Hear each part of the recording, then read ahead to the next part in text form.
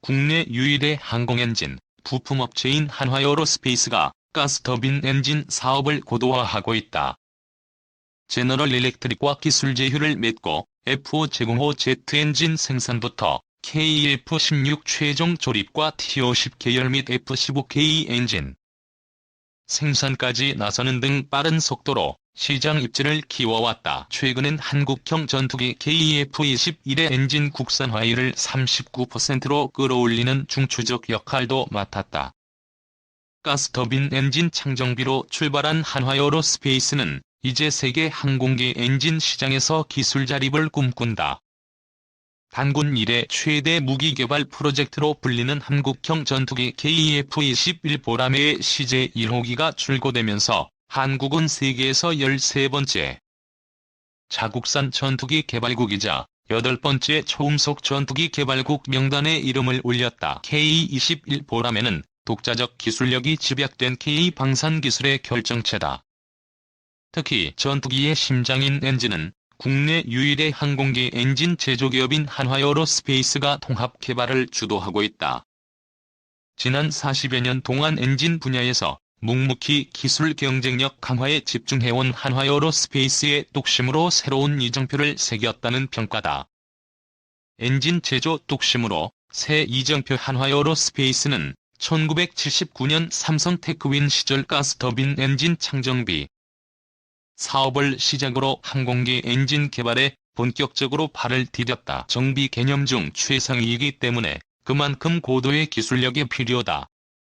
한화에어로스페이스는 사업 진출 불과 1년 만에 주력 전투기인 F4의 창정비를 완료하며 안정적인 기술력을 과시했다. 1980년에는 미국 제너럴 일렉트릭과 기술 제휴를 맺고 J85 엔진의 조립 생산 및 부품 국산화를 위한 기술 도입을 추진해 1982년 국내 최초 초음속 전투기인 제공호의 엔진을 생산하는 데 성공했다. 1984년부터는 롤스로이스와 함께 군수 엔진 정비 사업 및 창정비 등을 진행하며 기술 고도화에 집중했고 1986년엔 KF-16 전투기 최종 조립업체로 선정됐다.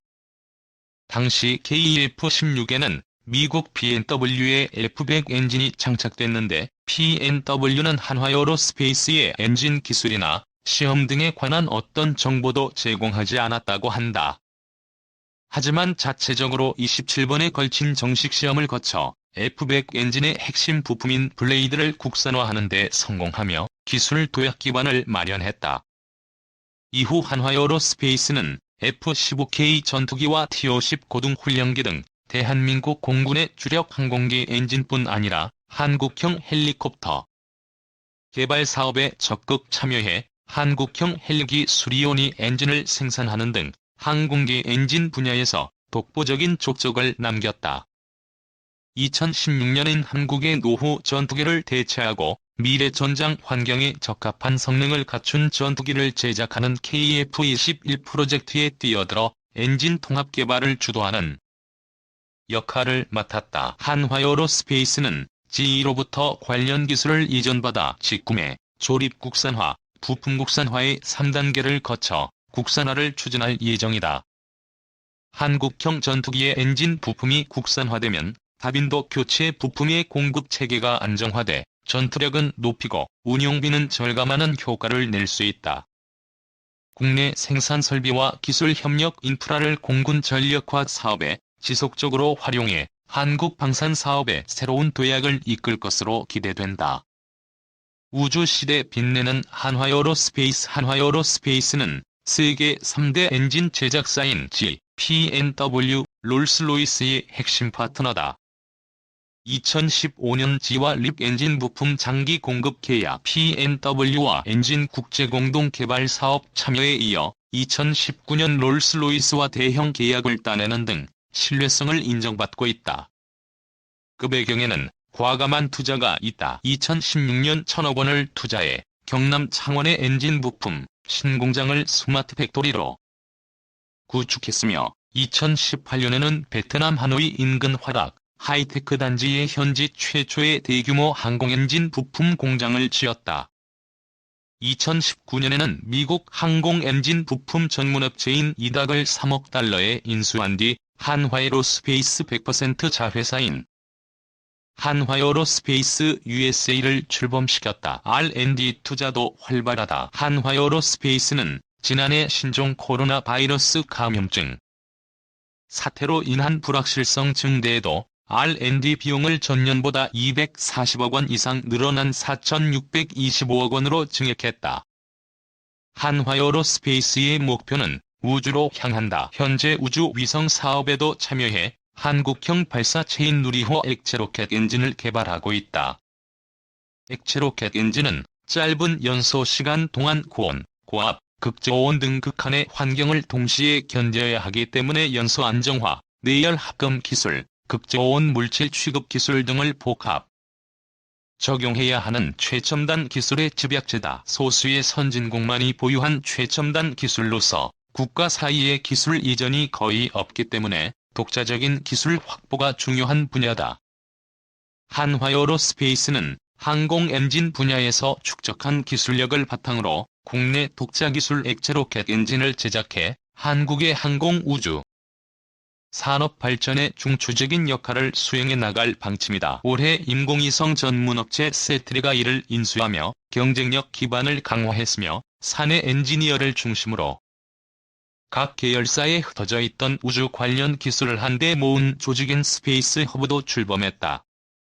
스페이스 허브의 팀장은 김승현 회장의 장남인 김동관 한화솔루션 사장이 맡았다. 김 사장은 한화에로스페이스의 사내이사이자 세트리가이의 기타 비상무이사이기도 하다.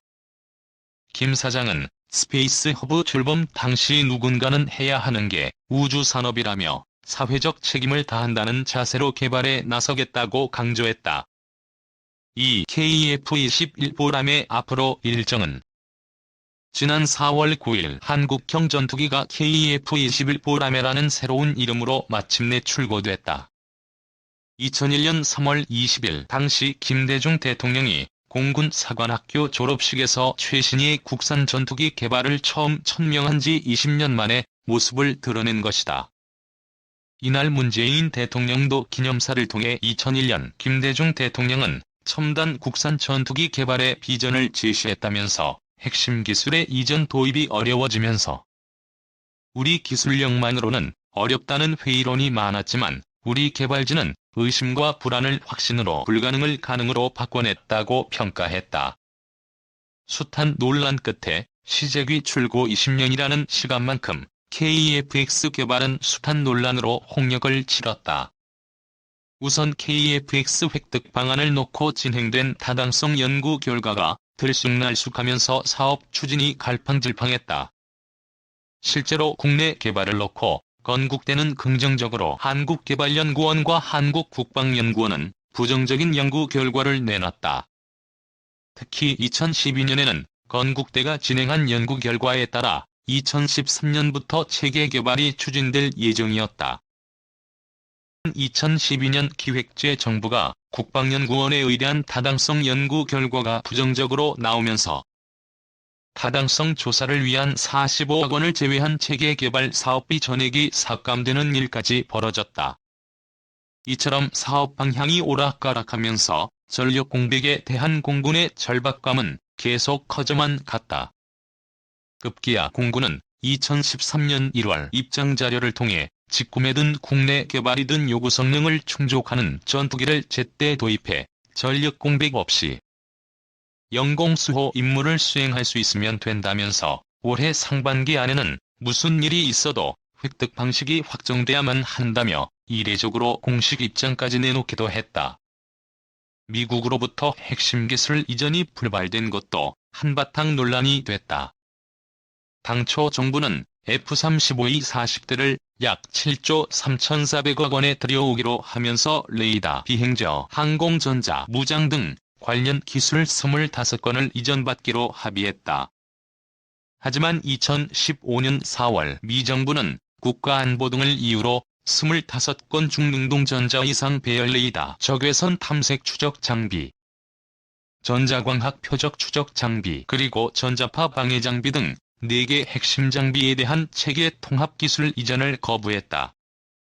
미 정부의 이러한 핵심 기술 이전 거부가 알려지면서 KF-X 사업에 대한 부정적 여론이 일파만파로 번졌다.